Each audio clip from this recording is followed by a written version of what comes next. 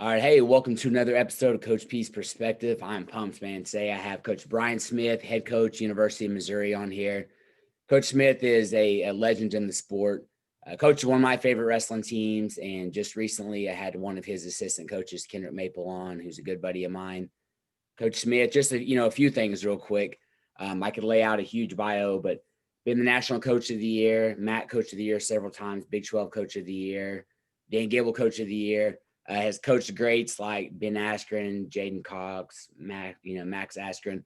Just keep, sending guys to the UFC left and right. So, we got Michael Chandler and Tyron Woodley and a number of guys. So, and of course, Askren was there. But Coach, thank you for being on.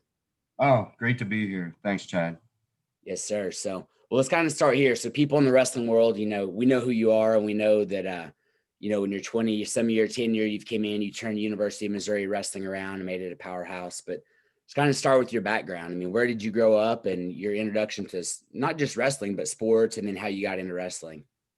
Well, I grew up in Long Island, New York, till I was 6, and then we moved, which I don't have much memory about. Then we moved to Binghamton, New York. My dad was a high school teacher, athletic director at time too, and was a football coach, was a head football coach. So we moved up to upstate New York. He took a Catholic school job in Binghamton.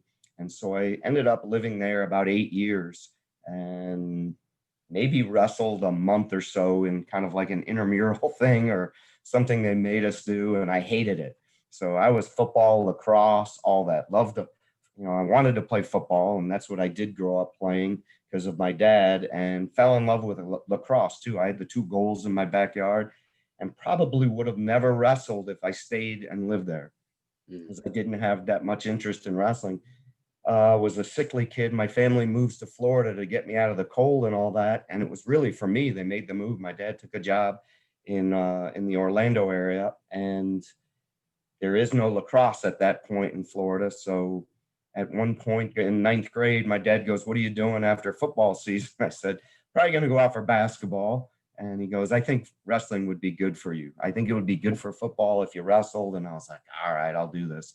And then just fell in love with it. And it was like, I think after my 2nd year, I made the state. And next thing you know, I was traveling everywhere to work out and train and spending my summers in Long Island, and actually moved away from my family my senior year to be coached by Randy Miller down in Lauderdale. And just to be around, I was just obsessed with the sport. It just took over my life, and gave up football and just got into wrestling. And next thing I know, I got an offer to go wrestle at Michigan State and went up there and got my educational degree. And all I thought I wanted to do again was be a teacher and a coach like my dad, and did it for a couple of years in Lauderdale at Western High School. But then got a call from Jack Spate saying, "Hey, why don't you be the restricted earnings coach at Cornell University?" And I'm like, "What's restricted?" He goes, "Well, you get no benefits. You basically make no money, and but you can coach in college." And I said, "Man, I had 2 great years of coaching in high school and loved it, but knew I could always probably go back." And I thought, this is an opportunity. I don't need the money now. And so I did it. And next thing I know, I'm on staff with Jack Spates, Rob Cole, learning so much, and really was blessed to have that happen, because I didn't think I wanted to coach in college. Next thing I know, I'm with 2 of the best in the game and learning from them. And then Jack goes on to Oklahoma. I had actually taken a high school job after that first year, thinking I'm getting married. I got to get benefits and things like that. So I'll go back and coach at my old high school in Lauderdale. And in the middle of the summer, Rob calls me. He goes, "You're coming back. You're going to be the head assistant," and this and that. And that's how it began, and spent the next 4 years with Rob, and then the head coach at Syracuse. 1 year after Syracuse, I got a call from Missouri saying, "I'm on a short list. Would you be interested?" And was like, wow, I always want to coach in the Big 12. Yes. Or, Big 10, Big 12. So get the job and just kind of work from there. And now on my 23rd season at Mizzou, and just have been able to raise my family here. My wife and I have, we've just loved the community. So we've been blessed with that. And all 3 kids, 2 have graduated from Missouri, and another's a sophomore here. So it's just been kind of a dream, to what we've been doing. And then all the young men I've been able to coach, to coach. And then, I know a lot of the coaches I've had here that have moved on, new ones here. I've been blessed to have some great coaches here to work with. And so it's kind of, if I had a choice to, make another choice in life to, travel back in time, wouldn't want to do it. I've kind of lived a great life and still rolling, and happy to be in my 23rd year at Mizzou. Yeah. It's crazy to me. It doesn't, I remember whenever you went to Mizzou, and it doesn't seem like it's been that long on my mind. Yeah. But it has. So, with your dad, so my dad is a coach and then was an administrator and all those things. He was a wrestling and football coach. And what do you feel like growing up in that, in a household with an educator and a coach contributed to you as an athlete and then now as a coach? What did that base do for you? When people say they grew up and you didn't know you didn't have money and all that, because my dad was making no money as a teacher, and but I didn't know that because I grew up in a weight room, in a gym, on a sideline, and it was the best time of my life. I mean, it was awesome. I was in a locker room. I think my dad started taking me to football practices when I was 4. Yeah. 4 and 5 years old, and I would clean cleats and a water boy and all that. But to me, that was like, oh man, I'm going 10, 12 hours a day during 2 days in August. And I thought it was the world. I'd be on my own too, running around the building, doing my own thing, but then be at practice helping. And so I grew up in that setting. And then at a certain age, like 10 or 11, I would be in the coaches' meetings and listening. And my dad started taking me to coaches' clinics. And I was very observant and listening and knew, man, this is my calling. I was at 10 and 11 knowing this, that, man, I want to learn this stuff. So I would sit and watch film and break film down with my dad and want to learn things and the why. And it kind of makes it miserable today to watch sports because I'm always analyzing. And my wife always says, can you stop being a coach and just be a fan? And it's hard. But my dad just gave me so much knowledge and understanding. And I think the biggest thing too, as he was a coach of many sports, but mostly football, and then an athletic director. He taught me so many things, like when I was like 8 or 9 or whatever, and when we moved up to Binghamton, and he was explaining what was going on why the girls were playing at this time. And he started teaching me about Title IX and why it's good. And he was telling, this was in the early 70s. And he was just kind of going through why the girls are getting the gym tonight and why they're practicing and what's going on in our world right now, because this law just, and I was learning that firsthand, seeing it actually happening, and how, he was, that it's just the things he would do. And then just being allowed to be in the locker room, in the coaches' meetings, the relationships with the athletes, and how I still have guys reach out to me in Facebook. Hey, I'm trying to get a hold of your dad. He meant the world to me. I don't even know who these guys are. And knowing how important he played a role. And I'm always jealous of high school coaches, because high school coaches really have I'm not saying a bigger impact, but I think they do on young men and girls' lives, because of they're taking them from 9th grade to 12th grade, which is such a change in a kid's life. Yeah. And the impact that a coach has on those young athletes is amazing. That it can impact them good and bad. And how important our role is to, being a good leader and showing them that we are normal people and how we live our lives. And I talk about my wife and my family in the practice room in our talks, and, healthy relationships and things like that I make mistakes and screwed up and forgot my wife in the parking lot the other day. She came to pick me up and I got busy, and I joke about those things, that we make mistakes, but kids need to see that. They need to see those things and learn from that. As and so when this, as a coach, we wear so many hats, but I love it. But I think that's what I learned from all those years with my dad. Just, we always had teams over the house and things that we're going to help this kid out, and we're going to do this. And it was always something to do with helping, and it wasn't always sport related. So I probably had the greatest education for coaching because of my dad.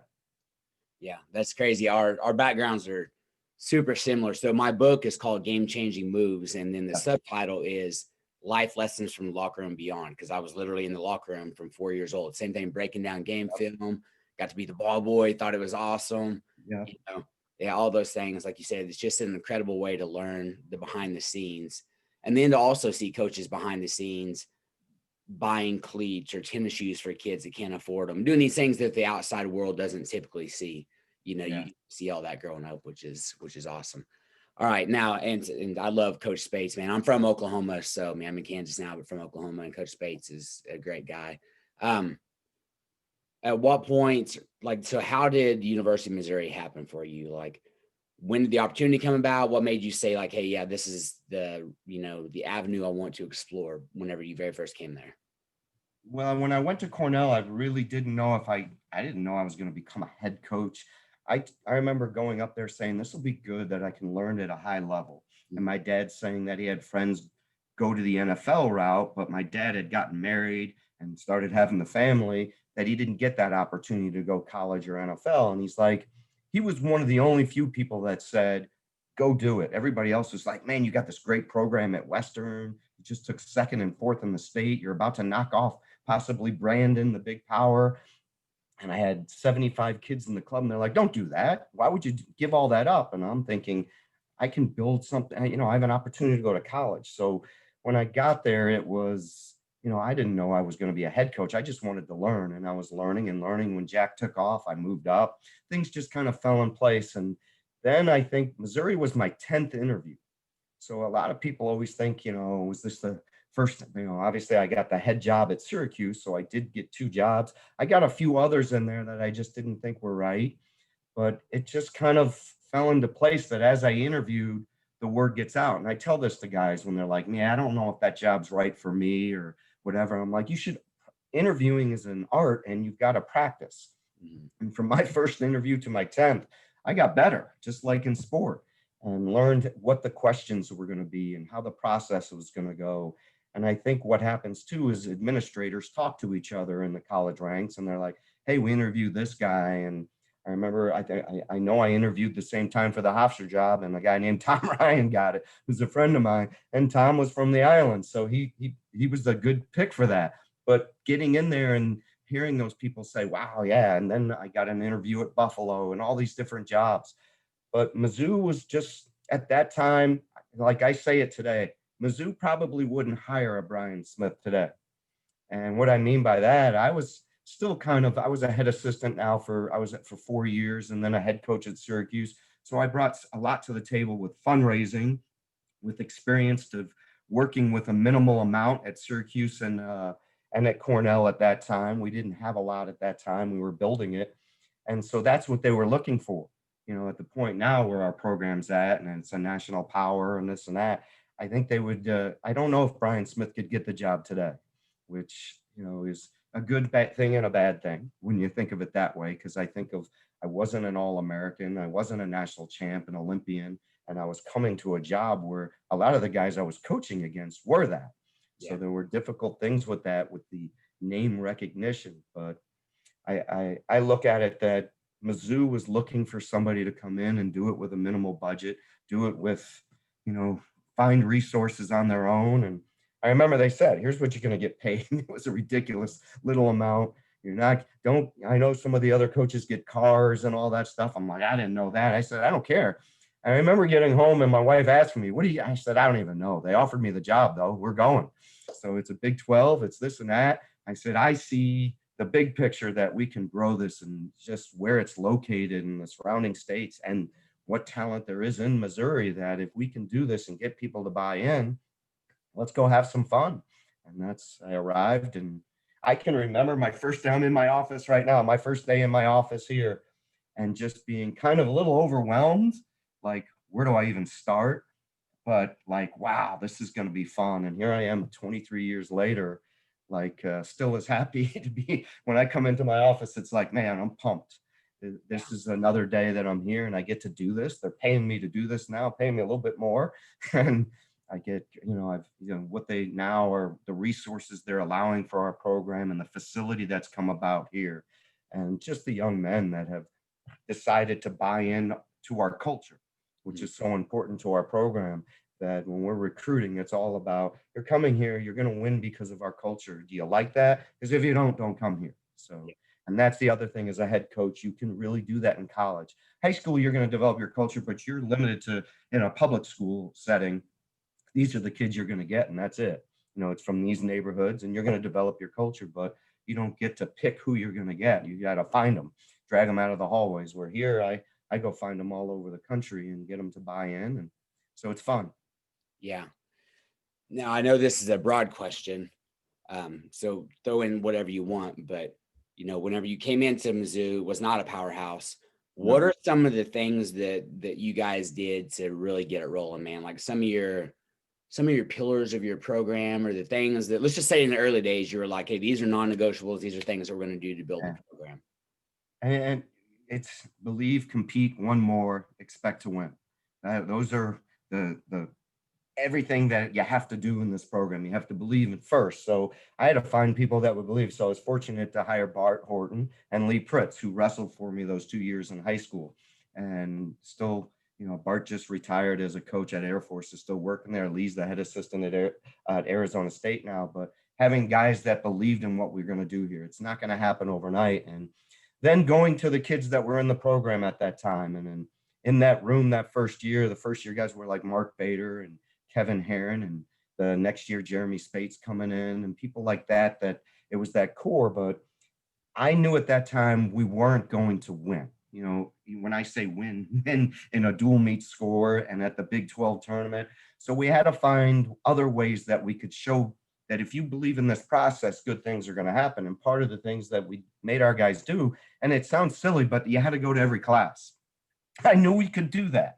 I knew 30 individuals could go to every class, and if they didn't, they controlled that they weren't doing it. I couldn't control us beating Oklahoma State, so we started with that. And a lot of kids didn't buy into that and left the program. But the kids that stayed started going to every class. And part of the, I came in here, they're like, the GPA is the worst in all of our athletic, we got to get it up, our GPA up here. You guys got to get them out of the bars and things like that. So I had to change the culture. So go to every class. We started, we're on the 4th floor. You got to take the stairs. You're not taking the elevator. Basketball was still using the facility that is our wrestling room now. They'd come off of there. Volleyball would come off of there. I'm like, guys, we can take the stairs. It's that extra, that lunchbox mentality that we're going to do the work ethic and have the work ethic. And so taking the stairs, we have circles on the mat. In the wrestling room, I said, you can't cut the corners. You can't cut through the circle. You got to run around the room. They're like, Coach, if we're warming up for 5 minutes, what's the difference? I said, it's the idea that we're not going to cut corners to build this program. And after a year, guys started to see it. That second year, we started to have it. We didn't have, I think we were like 9-27 the first 3 years or whatever in the program. But then from that point now, we're like 200 and something and 50 or whatever. And I really believe it's the guys started to mold by buying into the little things we were asking them to do academically, to do arrive early, stay late. You hear these things, but our kids started doing the one mores by staying after practice and doing the little things to get better. And then ending the day with a positive. All these things started to pop into our program, and it was not just said every day. It was, man, you had a tough day today, Chad. Why don't you stay with me and work on that single you were having a hard time finishing, and end the day with a positive. And seeing other guys doing it besides me, telling them to do it, the culture, the Jeremy Spates, the Mark Baders, then Tyron Woodley coming in, and guys buying into that. And then that 4th year when in that first duel, we knocked off Illinois, and it was like, wow, they were top 10, and they had beaten us up 3 years in a row. I think we won 1 match in the duel, and we go out there and beat a top 10 team, shock the country. People are like, Mizzou just beat Illinois in a duel, and then go on and beat like 4 or 5 other Big Tens, win our first Big 12. I think we went 18-3 that year, and just started to happen. And from that year, that 4th year, we haven't had a losing season. We've had success, but I still make them take the stairs. Yeah. I still feel like I stop cutting corners in the room. End the day with a positive, get that look off your face, and go back in the room and end it right. And just little things like that. That core of the program is still there, and we're still doing it. And shoot, I was on the phone with my academic advisor yesterday on a Zoom, and he's like, we're going to have 4 or 5 guys with 4.0s this semester, a bunch of other guys above a 3.5. And it just pumps me up because they're buying into that. And They're believing in it. That we just put 5 names on the wall yesterday for academic All-American from last year. So half our starters were academic All-Americans last year. It's something I'm really proud of, that the culture is there. Tiger Style is believing. You believe in this process, you believe in this culture, that it does help you win and make you successful, not just winning on the mat, but winning in life, winning in, you're going to be prepared when you go to your first interview, when you're a father or a son, you're going to be good at that too. You're going to work at it. So all these things, and then competing. Our guys compete at everything. If you came and watched our practice room, the kickball game before practice every day is crazy. It's just as physical and crazy and intense as the wrestling that's going to go on. But then guys battling to win the Tiger Cup, which is the best sports team academically, athletically, socially, with community service. We're the only male team to ever win it at Mizzou. We've won it a couple times. We've been top 3 for like 6, 7 straight years. It's something our team competes at every year. It isn't just wrestling. They want to be known as the best team on campus for everything. So it's something we take pride in, guys wanting to be leaders. And that's important. We've had the most SAC presidents, the Student Athlete Advisory Committee, guys involved, guys going to the SEC offices to represent Mizzou as athletes and stuff. We've had Jacob Balkin go, who's now in med school. We've had a bunch of them go down there. And it's really cool to see that Mizzou, it's an SEC school, even though we're not in the SEC, sends, some of the male reps that have gone down to the SEC offices have been wrestlers in the SEC office. Oh, that's cool. And the commissioner talks with our wrestlers, but it's good to have that leadership in our program. And it's not just about wrestling. So when I'm recruiting a young man and they're like, man, I just like wrestling, I don't really care about the school part, I'm like, you're probably not going to fit in our culture. And I know that. And I have to teach that to my assistants, that here's the way we're going to recruit. We really sell the ideology, the belief system of Tiger Style to them through the process, through graphics, through talks, when they come on campus, meeting people, that it is important that Tiger Style is lived every day in this program. And that's why we are successful. Mm. Yeah, I love that you've built that. Like, you guys know exactly your pillars, exactly what you're teaching, your culture, who you're looking for. And then, like you said, you've maintained it even today. It's, sometimes people reach a level. So I just had a kid yesterday, a young man who is about to go to the NFL. So he played for me, wrestled for me. That's awesome. He'll be a first or second round draft pick. I was at my house yesterday and we were talking, and I said, the goal is not just like the ball is already in motion. You're going to go, but the goal is not just to get there. It's to be a starter. And then he said, yes, sir. He's like, it's that second contract. And he's got that mentality. But sometimes people get to a certain place and they quit doing what got them there, and you guys have maintained and continued And that. it's, this is my 30 or 31st year. I've lost track.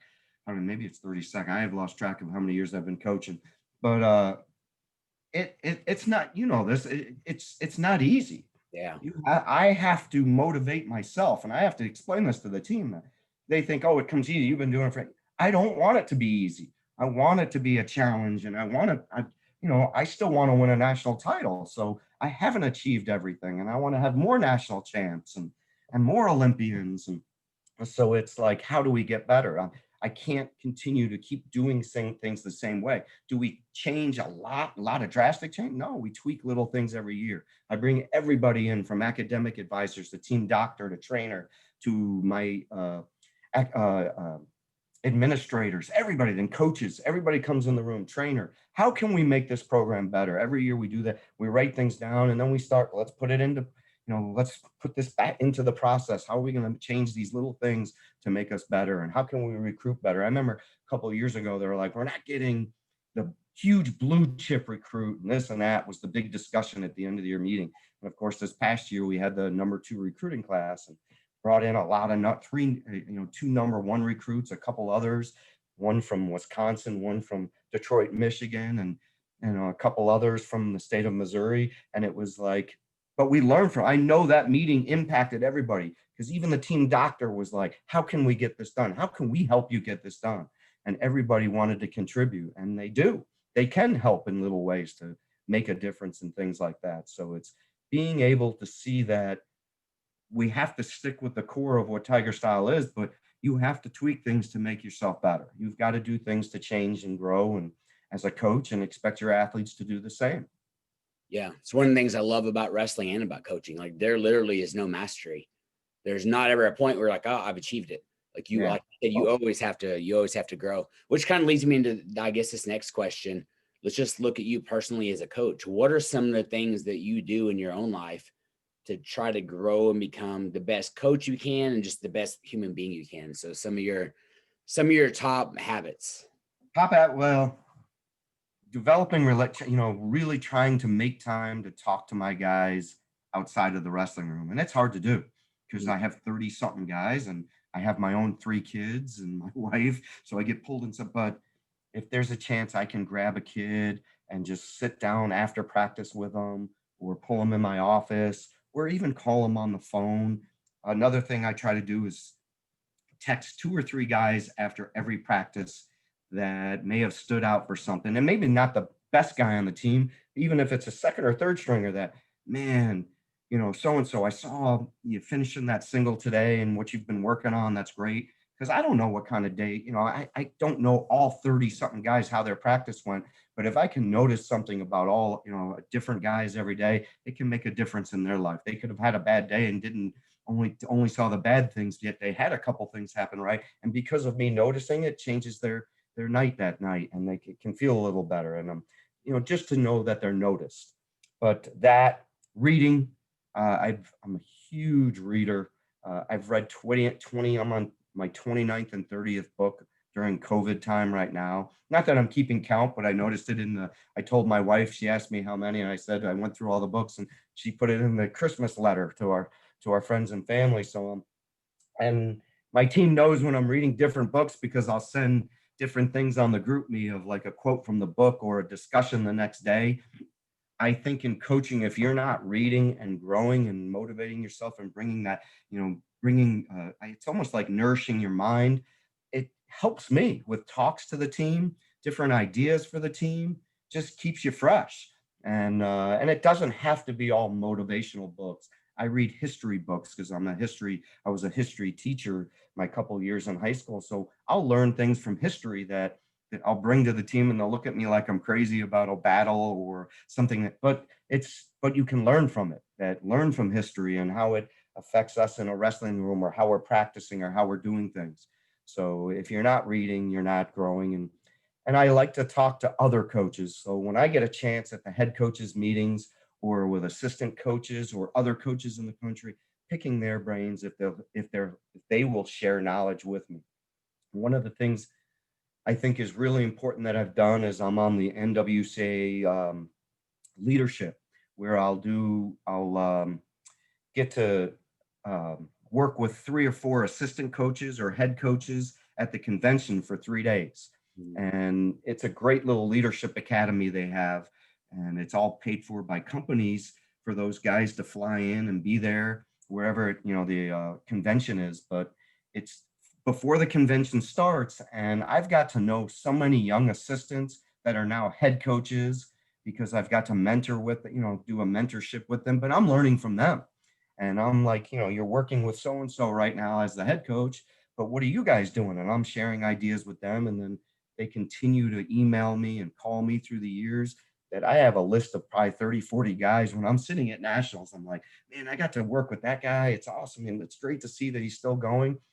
But by doing that, I'm not just helping them, I'm helping myself because I'm around young assistant coaches or young head coaches, and we're sharing ideas. And if you don't do those things when you go to conventions or go to leadership things, you're not helping yourself. And I think it keeps you fresh and makes you feel younger being around these guys and hearing the energy that they want to do these things and they're ready to go. And it reminds me of a young Brian when I first walked in this office and how I had 50,000 ideas, but I had to figure out how to get a few things done first. So it's helping them out in that way. So those are a few of the things that I do as a coach. Excellent. Yeah, I'm a huge reader, so I need to go back now and look and see how many books I read during this quarantine period. Yeah, it was much easier. Of course, we had more time. Yeah. Yep. So, and then, a number of years ago, I went to the NWCA, not the convention, but I got to go where they joined with the FCA wrestling. And then, so they flew me out to Illinois or to St. Louis, over Illinois. And yeah, just phenomenal, I man. did that one time. I've always done the the other one at the regular convention. Yeah. Those are both great. Yeah. It's Absolutely. amazing that just when you see different coaches that come back and share, and the young coaches that are there, I think that is so important in our sport that we do that. That it's because a lot of times when you're with your own staff, you get in this like silo, Mm. and there's no fresh ideas, and I feel like we're so competitive that during the season we won't share ideas. But man, I love when we get in those rooms and we start sharing ideas and how we deal with different issues and fundraising and recruiting relationships and how important it is that I think what Mike Moyer and Pat and all those guys have put together with that leadership academy is amazing. Absolutely. All right. I so with my own wrestling team, and my dad did this, and I do this. I had a college coach that did this, but and I think a lot of college coaches sort of do this in a way. But so we teach moves, we teach technique, we teach systems, things like that. But I know in my own program, a big thing we do is we don't take away from kids; we add to what they're already good at, and we're teaching them along the way, and they each kind of develop their own style. So people that watch Mizzou and have watched them over the years know, like, you guys have Tiger style as your culture, but almost every one of your guys wrestle different, and almost every one of your guys have systems, and they are not afraid to go after it. And Ben Askren was kind of the first one that probably comes to mind for everybody, as the guy who just wrestles wide open and goes for anything. And of course, there's people that study Ben know that there's so much technique behind what he does. But anyway, so for you, what's sort of your philosophy on coaching wrestlers up and allowing them to develop their own styles and to be their own person, be their own wrestler? Don't change the way they wrestle, take the way they wrestle and make it better. Yeah. When you think about that, if I would have taken a Ben Askren and said, no, all you're going to do, I'm not going to let you scramble. You need to just sprawl and do that. I would have been taking away from something that he made special. Mm-hmm. And, did he have to learn other things? Yes. But then, so it's understanding that and, getting young assistants to know that don't make them wrestle like you. Take what they have. What are some of the, things that they have? Or they're tall and lanky and you're short and stocky. There's going to be there's going to be things that they do differently, but it's still good wrestling, and getting them to understand that. And that's something in our room. Just the other day, I was talking about, because we have a bunch of kids from the Askren Academy. We have kids from all different types of clubs and styles that have come in our room, because we really want the kids to believe in the culture, and they're going to act a certain way and believe in a certain way and work out a certain way, that we can take the way they wrestle and make it better. But I was telling a coach that, I said, one of my assistants, I think it was Ty, I said, you're going to see this go through the room like a weed, because our guys have become, there are other coaches in the room. The kids become the coaches, and they're sharing their knowledge. And a kid that didn't know how to scramble will learn how to scramble in our room. And that's the great thing of it, that having a room where learning is allowed and sharing of knowledge is allowed, and not, no, we're going to be cookie cutter. I don't want that. I want that knowledge in our room. And I think it's, we would be the Athens of the time, and the other schools could be the Sparta. I want to be the Athens where there's free flowing, but it's discipline, and you have to have an identity. On the other side of that, you have to have an identity. And I had somebody, I was doing an interview a few weeks ago, and a guy said, man, Mizzou gets on top of people and they ride like sons of guns. And I said, I'm glad you said that, because that is something we work very, very hard in our practice room. The drills, the techniques, the live situations that we're doing, the mindset that we're developing is, when we take when we take teams down, we're not letting them go. That's just the philosophy of our program. When we're going to work, and we're looking for bonus points in matches. And we know, as a program, for us to do well at the NCAA, bonus points make a difference. And so when we teach that through our practices, and how important that is. And then, of course, being physical, knowing how to scramble has just become a part of our culture and our program, started by when Ben came in the room and others, that the scrambling came in, and it's something that we've had success with. It doesn't mean we don't teach other things, but it is part of a Mizzou that scrambling is here, and it's here to stay, because it's in our room. But having an identity and getting kids to know that this is what you do best, believe in it, and stick with that game plan. And each kid's it's gonna be a little different, but there's a culture in our room that, when we step on the mat, we're going to score points. We're not going to be the team waiting around defensively to score. We're going to be the team that's attacking. And that's something I show them, that all through the years, the bonus points we've scored at, the MACs and Big 12s to win them, and the NCAAs. When we took third in the country, we only had 3 All-Americans that year, but 2 of them were Ben Askren and Matt Pell, and scored close to 26 points each. So 50 of our sum points came from 2 guys. Everybody else in the lineup that qualified, basically each guy had a pin that year, and how important that was. And we had like 25 or 26 bonus points that year, which was like having a third national champ in bonus points. So once they get to understand that and they buy into the work and why we're doing the things, I do coach differently than when I was younger, because kids want to be explained the why today even more. I think in the old days of coaching, my dad's era was just do the damn thing, get on the line and run. And now it's like, we're not running as much, and let's become better wrestlers and doing this. But when we do run, I need you to really go at it hard. Or when we're doing this bike workout, here's what it's broken down to. It's broken down into a match. Push yourself and visualize a match, and getting them, so I do think we do a better job with that. We do a better job with mental training. We do a lot of talk with mental. We bring people in. And everybody on staff understands, and getting kids to write in journals and things like that. We're doing so much more that way than when I was a younger coach. So just those things are the identity of our program, that we're going to do the little things right, and it's going to add up to big success. Yeah. Excellent. So, and it goes right into, I want to kind of talk about mindset and faith, as we get ready to kind of close this out. But, I work for Wrestling Mindset. I'm a mindset coach for them, and it's huge.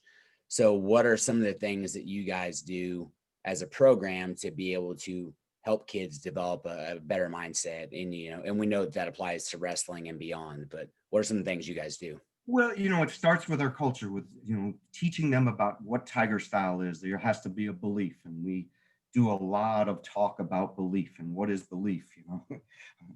The simplest thing I tell them: if you believe you're a good kid, when you were younger at this time of the year, your parents were telling you if you were going to be you were going to be good. What was going to happen on Christmas Day? You were going to get presents. So it's the same thing. I'm telling you, if you will do these little things, your Christmas is going to be at the NCAAs, or it's going to be when you walk across that stage and get your diploma, and when you get that first job. If you will do the little things, and teaching them about belief and turning that into action. And so our culture, Tiger style, is really our mindset training, that with belief, that when Mark Ellis used to storm out of the room and be crying and outside the room, because he's like, I can't take anybody down in the practice room. I got Ben Askren take me down, Max Askren take me down, Matt Bell, Tyron Woodley. It was crazy how tough our room was and all the weights below. But he was a young heavyweight struggling. And he's like, how am I going to be a national champ if I can't even take down the lighter guys than me? And I'd say, Mark, you're working hard. You got to believe and keep your faith and keep your belief, and just keep working hard. And he'd pick himself back up and go back in the room, and just setback after setback, but he kept believing.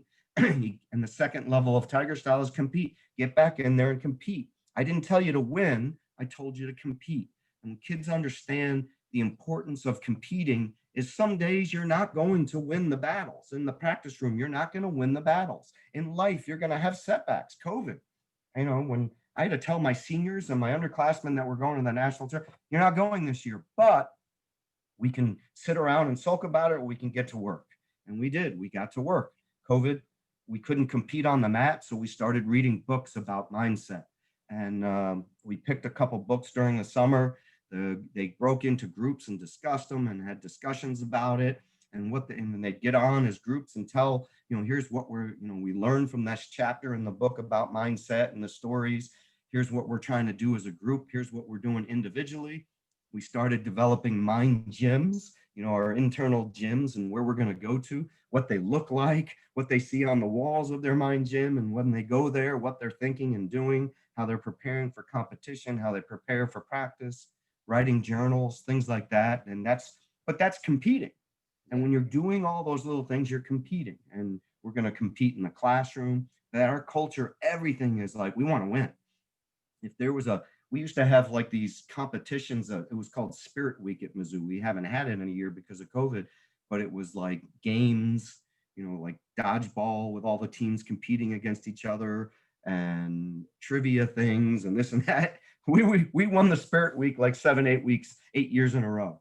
And it was because my team would say, all right, what are the rules? There was a costume rule. If you dressed up a certain way, every 35 guys would show up. So we'd get points for showing up, points for wearing the costume, points for winning the trivia or taking second in the trivia. But all the points added up, we would find a way to win because we were competing.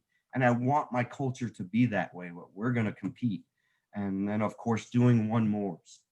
And, you think, doing more, how does that help you? It does help you mentally, because when you develop a culture where people, instead of leaving the practice room and you had a bad day, I got to end it with a positive, which is the one more. And by your teammates seeing it, or you recognizing it and grabbing a teammate and working on that finish that you couldn't get, you're doing a little bit extra and your mindset's getting better because you ended the day with a positive.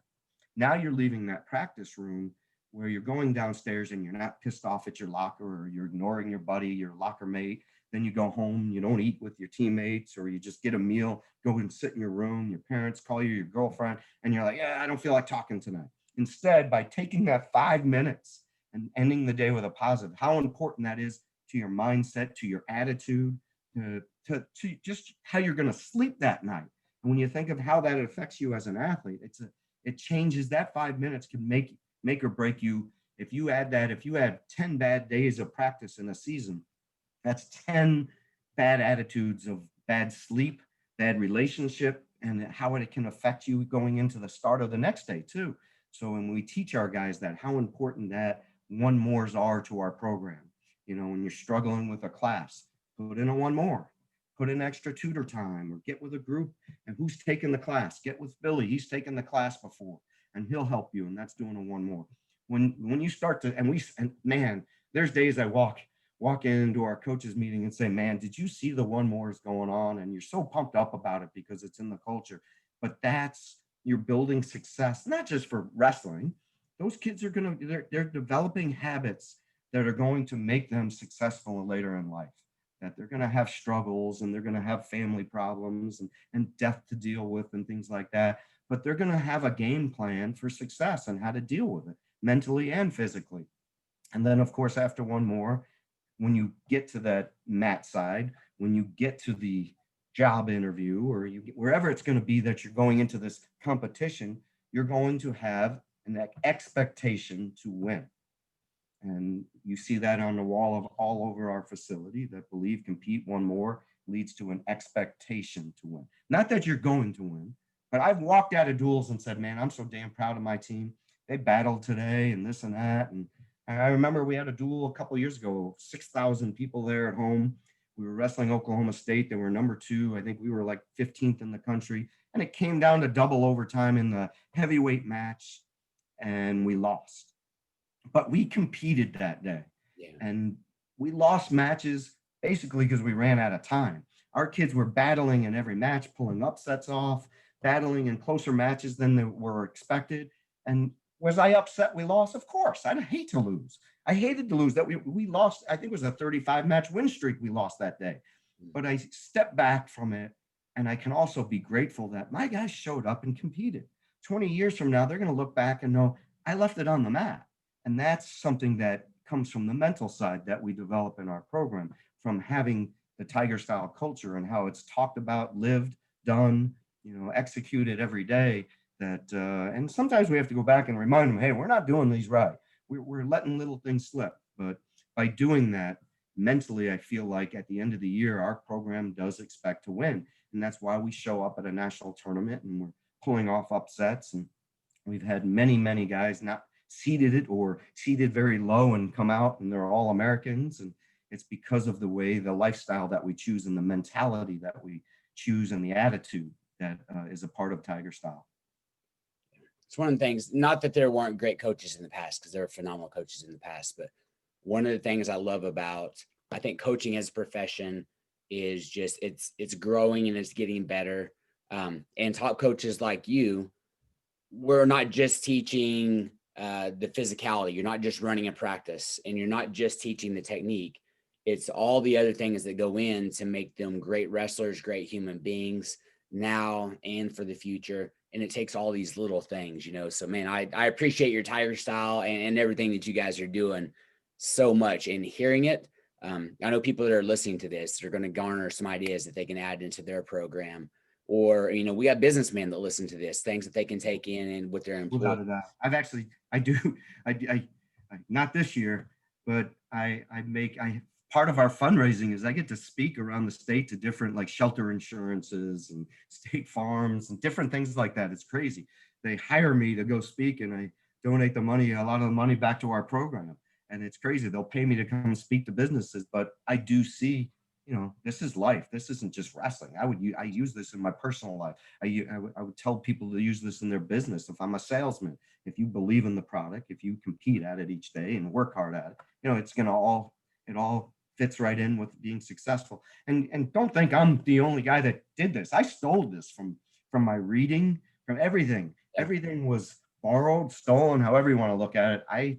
This was my dad's influence, Coach Spates, Coach Cole, my high school coach, my college coaches, reading books about Wooden, Pete Carroll. I read, Leadership of Presidents. All this is when we talk about why, what are some things that make you reading gives you those ideas. And that's how I developed the Tiger style culture. I stole from others and said, here's what ours is going to be. This fits us though. But I used a lot of the past. Yeah, absolutely. It's one of the things I enjoy about doing this podcast, man. I get free coaching and training, get to steal ideas from great coaches and leaders like you. So I truly appreciate it. And it's a big reason why I read as well. But all right, let's talk about faith real quick, man. How important is faith in your life? And tell me a little bit about your faith journey and what you do to continue to develop it. I grew up, my dad was a teacher and a coach and an AD at a Catholic school. I grew up in the Catholic schools. So my faith was always there. I was, always in, we had theology class growing up. So I'm learning it and growing with it. But I think it was more just my dad, how impactful he was. And probably my mom, she's amazing too. Both of them, just how important faith was to them. And I think this is just a quick story. I'm finally my second year going to the state and only my third year wrestling full time in high school. And I'm going into the state finals and my dad comes down from the stands and I think he's going to give me this Newt Rockney talk, we're going to do this. You're going to do this. You're going to rip his head off or whatever. And he comes down and he pulls out a prayer in his pocket and he goes, I want to pray with you. And I was just like, wow. And we pray all the time. And so we do this prayer and he's like, go do your best or whatever. And I go out there. That's all I remember from my first state championship is how impactful that prayer was, that my dad thought it was important that you should pray, not for victory, just to pray to do your best out there. And I just remember my dad's teams always prayed and went to church. But for my faith, when I would call my dad at college or through my coaching, when I was struggling, he would always say this, even when I was a young kid, have you prayed about it? And how important prayer was to my family or to me, how important and impactful that was to me. So, my whole life with prayer and just and then of course, I had a couple young men pass, in my program, and it was a difficult time on how I prayed, but even prayer wasn't enough at that time that I needed, and how I would sit down with my priest here on campus and how impactful he was on to me. I needed him at that time. And I told him, I said, I'm really struggling right now. And he was really, his faith and making me realize, and I remember him telling me that, it wasn't easy, to get through that, but how important it was to understand that if your faith is really strong, we're all going to pass at one time, that we're going to a better place. And that's your belief. And if you understand that, and it really helped me, and knowing that having people in your life that are very strong in their faith is important to me. How impactful when I hire assistant coaches and people, and if you look at my staff, very faith driven, and that was what was attracted to them to me, that I said, I really want good people around my young wrestlers, because Tiger style is really, if I tell this to my guys, I sit them down when they come in the office, I said, you realize I grew up in a very strong faith family.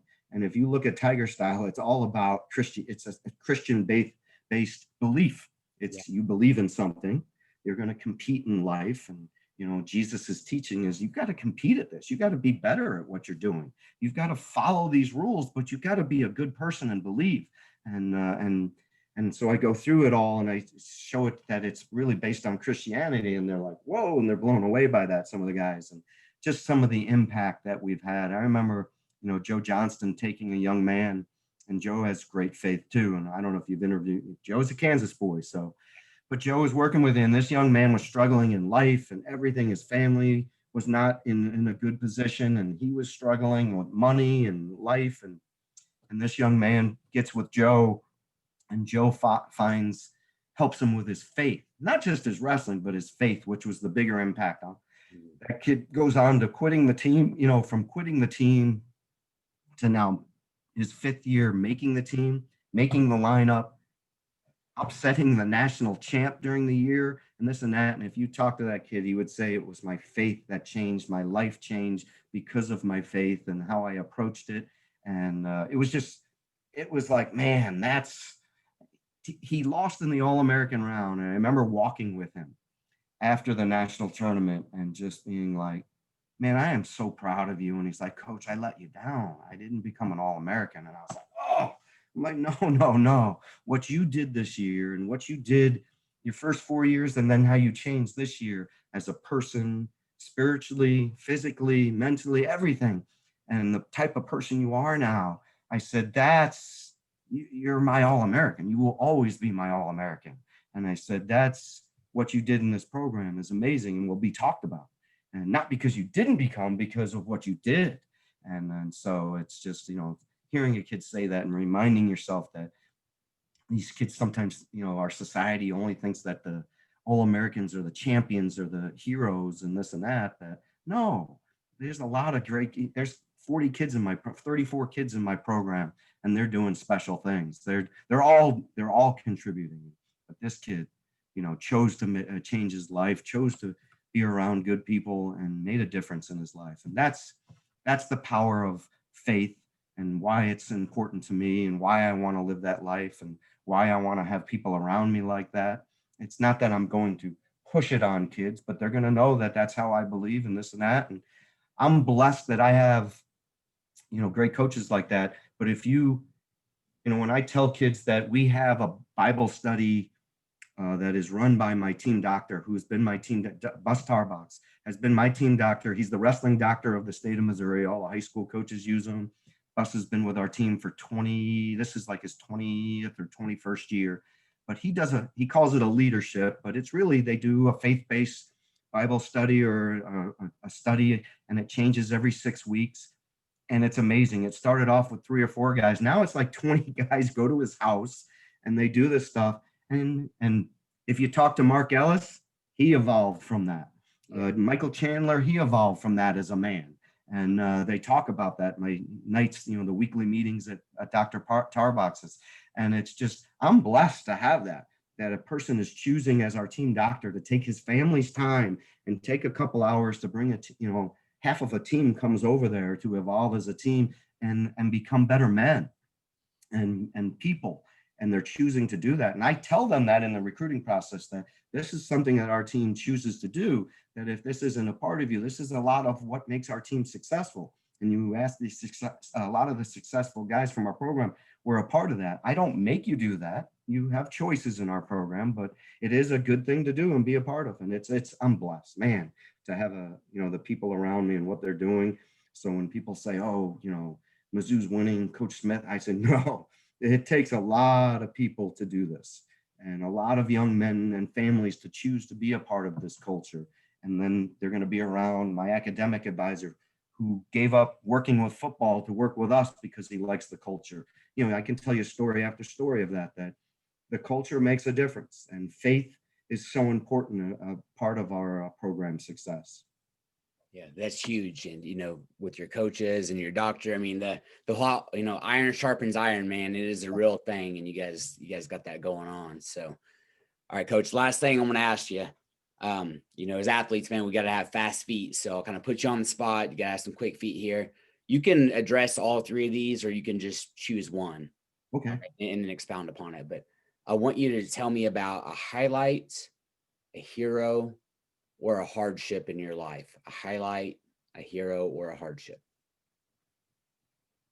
Highlight would be my highlights are, and I say this and people look at me like I'm crazy.